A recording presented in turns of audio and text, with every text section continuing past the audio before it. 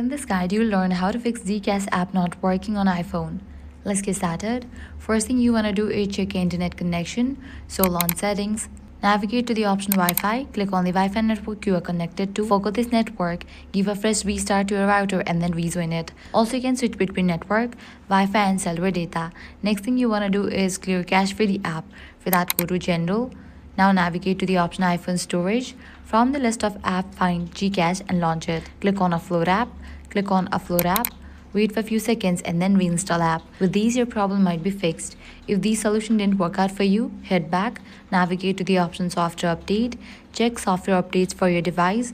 Likewise, head back, click on iPhone Storage, make sure you have enough storage in your device. If not, you can delete or offload the unused apps. And lastly, completely delete GCash app from your device and reinstall it. And that's it. With this solution, it should work. If this guide was helpful, do not forget to like, share, and subscribe. Thanks for watching.